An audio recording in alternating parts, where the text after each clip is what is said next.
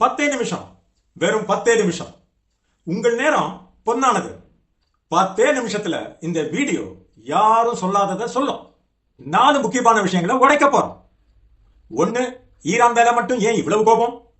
2, பாகிஸ்தான் மேல இல்லாத பயம் ஈரானுக்கு ஏன்? 3, அமைதி பேசுற நாடுகளே ஆயுதங்களை வித்து காசு பார்க்குதே, அது நியாயமா? 4, சர்வதேச அரசியல்ல நிரந்தர நண்பனும் கிடையாது, நிரந்தர எதிரியும் கிடையாது. ஸ்கிப் பண்ணாம பாருங்க, ஏன்னா கடைசியில ஒரு கசப்பான உண்மையை நான் சொல்ல போறேன். முதல்ல ஒரு விஷயத்தை புரிஞ்சுப்போம். அணு ஆயுதம் வச்சிருக்கிற நாடுகளை 3 வகையா பிரிக்கலாம்.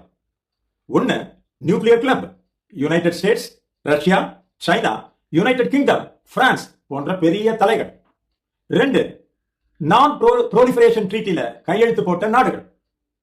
3, கையெழுத்து போடாமலேயே அணு ஆயுதம் வச்சிருக்கிற இந்தியா, பாகிஸ்தான், இஸ்ரேல். என்ன அதிர்ச்சியா இருக்கா?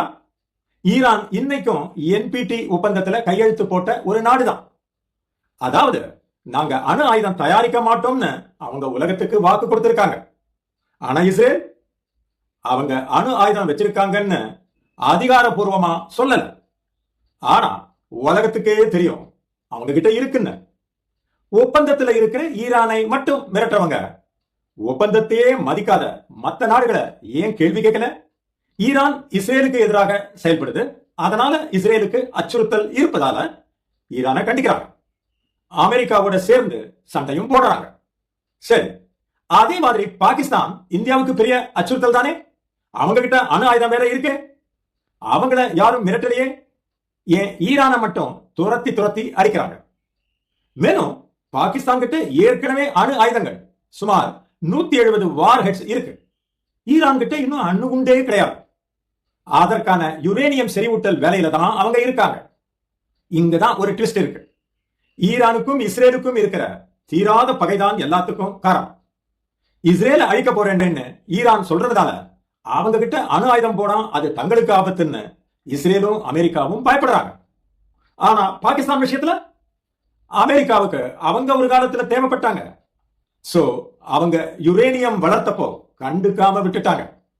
இங்க நீதி முக்கியம் இல்ல, யாரு நம்ம பக்கம் இருக்காங்கிற அதுதான் முக்கியம்.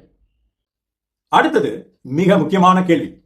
ஈரான் யுரேனியம் செறிவூட்டக்கூடாதுன்னு அமெரிக்கா சொல்லுது. ஆனா அதே அமெரிக்கா நவீன போர் விமானங்களையும் ஏவுகணைகளையும் உலக நாடுகளுக்கு விற்குதே. யுரேனியம் செறிவூட்டினா மட்டும்தான் ஆபத்தா?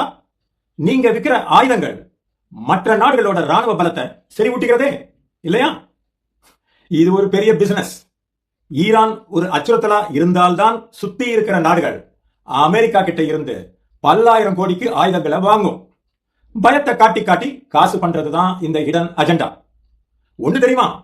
அணுகுண்டை விட இந்த நவீன ஆயுத வியாபாரம் மூலமா நடக்கிற போர்கள் தான் உலகத்துல அதிக உயிர்களை பலி வாங்குது. சரி, பாகிஸ்தான் அணுசக்தி ஈரானை விட அதிகமா?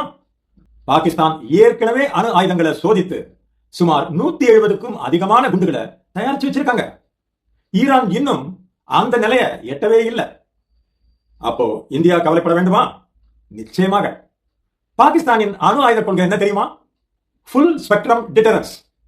அதாவது இந்திய ராணுவம் சும்மா பாகிஸ்தான் எல்லைக்குள் நுழைந்தாலே சிறிய அளவிலான அணு ஆயுதங்களை, டாக்டிக்கல் நியூக்ஸ் அப்படிம்பாங்க, அதை பயன்படுத்தி போரை தடுத்து நிறுத்த முயல்வதாகும். அதாவது இந்தியாவுக்கு எதிரான சிறிய அளவிலான அணு ஆயுதங்களை பயன்படுத்த தயங்க மாட்டோம் என்பதுதான் பாகிஸ்தானின் கொள்கை. ஈரானை அணு ஆயுதம் தயாரிக்க விடாமல் தடுக்கும் நாடுகள் பாகிஸ்தான் விஷயத்துல சற்று தயக்கமே காட்டுகின்றன. இதற்கு பின்னால் இருப்பது நியூக்ளியர் ஆம்பிகுட்டி.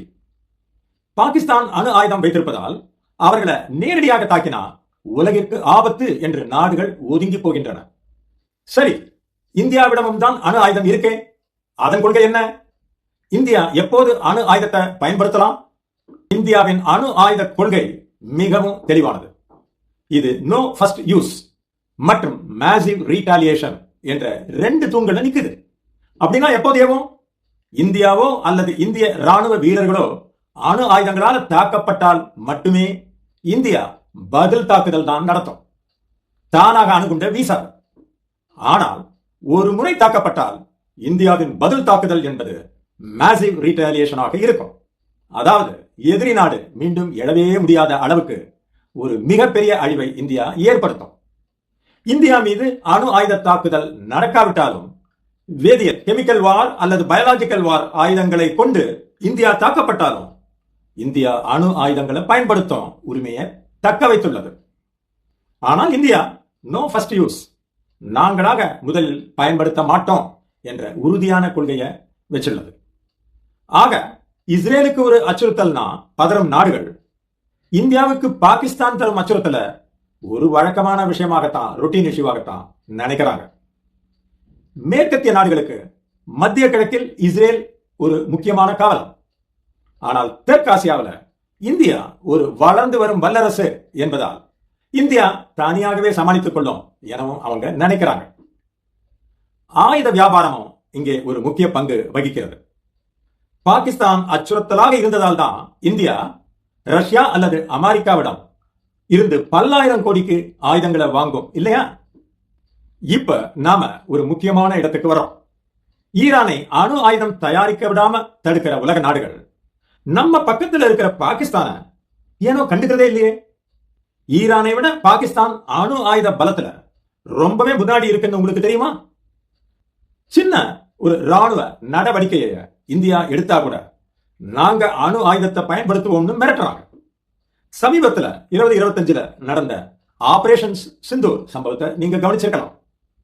இந்தியா பாகிஸ்தான் எல்லை பகுதியில போர் மேகங்கள் சூழ்ந்தப்போ உலகமே பயந்துச்சு. ஏன்னா பாகிஸ்தான் கிட்ட இருக்கிற 170க்கும் மேற்பட்ட அணு ஆயுதங்கள் யாரோட கட்டுப்பாட்டுல இருக்கு? அங்க இருக்கிற தீவிரவாத அமைப்புகளோட கைக்கு இது போயிட்டா என்ன ஆகுது? இது ஈரானை விட பல மடங்கு பெரிய ஆபத்து இல்லையா? Israel versus India. ஏன் இந்த பாரபட்சம்? இஸ்ரேலுக்கு ஈரான் ஒரு அச்சுறுத்தல் அப்படின்னா அதுக்காக அமெரிக்கா ஓடி வருது. ஆனா இந்தியாவுக்கு பாகிஸ்தான் ஒரு நிரந்தர அச்சுறுத்தல் இருக்கும் பொழுது உலக நாடுகள் ஏன் அமைதியா இருக்காங்க? நீங்க ரெண்டு பேரும் கைக்குலுக்கி சமாதானமா போங்க அப்படின்னு அறிவுரை தான் கொடுக்குறாங்க. இதில் ட்ரம்ப் தன்னாலதான் போர் ஒரு முடிவுக்கு வந்ததுன்னு ஒரு கிளைம் வேற செய்யறாரு. இது நாம நினைக்கிற மாதிரி ஒரு நோபல் பரிசுக்காக மட்டுமில்ல. இங்கதான் நாம ஜியோ பொலிட்டிக்கல் இன்ட்ரெஸ்ட் கவனிக்கணும். இந்தியா ஒரு பெரிய பொருளாதார சந்தை. இங்க போர் நடந்தா உலக நாடுகளுக்கு நஷ்டம். அதனால அவங்க போரை தடுக்கத்தான் நினைப்பாங்களே தவிர இஸ்ரேலுக்கு கொடுக்கிற அதே ஆதரவை இந்தியாவுக்கு தந்து நீங்க பாகிஸ்தான் அடியுங்க, நாங்க பார்த்துக்கிட்டு இருக்கோம் என்று சொல்ல மாட்டாங்க. டபுள் ஸ்டாண்டர்ட்ஸ் வேற. இஸ்ரேல் அணு ஆயுதம் வச்சிருக்கிறத யாரும் கேள்வி கேட்க மாட்டாங்க. ஆனா ஈரான் முயற்சி செஞ்சா அது உலகத்துக்கே ஆபத்துன்னு சொல்லுவாங்க. அதே போல பாகிஸ்தான் அணு ஆயுதம் வச்சிருக்கிறத ஒன்னும் செய்ய முடியல. எதுக்குன்னா அவங்க ஏற்கனவே வச்சிருக்காங்களே. இந்தியா தன்னை பாதுகாக்க எடுக்கிற நடவடிக்கைகளை மட்டும் ஆயுத போட்டின்னு விமர்சனம் பண்ணுவாங்க. நாம புரிஞ்சுக்க வேண்டியது இதுதான். இஸ்ரேலுக்கு ஒரு நீதி, இந்தியாவுக்கு ஒரு நீதியா?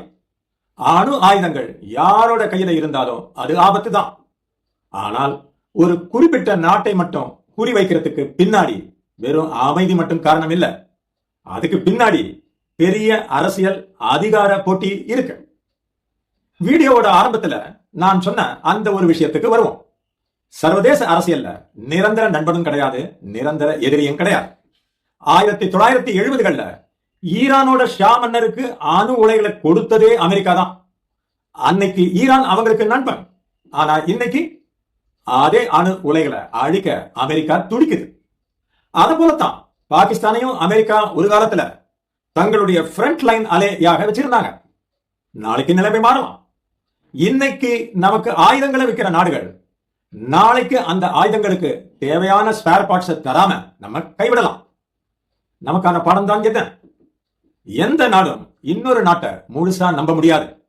ஒரு நாடு தன்னைத்தானே பலப்படுத்திக்கிட்டா மட்டும்தான் இந்த உலகத்துல பிழைக்க முடியும். அமைதி ஒப்பந்தங்கள் எல்லாம் பலவீனமான நாடுகளுக்கு தான், பலமான நாடுகளுக்கு கிடையாது. அதனாலதான் இந்தியா இப்போ ஆத்ம நிர்பர் பாரத் மூலமா சொந்தமா ஆயுதங்களை தயாரிக்க ஆரம்பிச்சிட்டோம். மற்றவங்களை நம்பி நம்ம பாதுகாப்ப அடமானம் வைக்க முடியாது. ஈரான் என்பிடி ஒப்பந்தத்துல கையெழுத்து போட்டதுனால அவங்களுக்கு தார்மீக கட்டுப்பாடாவது இருக்கு. ஆனா ஒப்பந்தத்தையே மதிக்காத, ஏற்கனவே அணு ஆயுதம் வச்சிருக்கிற பாகிஸ்தான் மாதிரியான நாடுகள் நம்ம பக்கத்துல இருக்கும் பொழுது இந்தியா ரொம்பவே ஜாக்கிரதையா இருக்கணும். நாம கத்துக்க வேண்டிய பாடம் அமைதிங்கிறது ஆயுதங்களை ஒழிக்கிறதுல மட்டும் இல்ல, எதிரி நம்மை தாக்க பயப்படுகிற அளவுக்கு நாம பலமா இருக்கிறதுல தான் இருக்கு.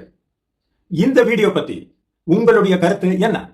ஈரானை மட்டும் குறிவைக்கப்படுவது சரியா? கமெண்ட்ல சொல்லுங்க. அடுத்த 10 நிமிட வீடியோவில் சந்திப்போம். Thank you. This is Richiram signing of.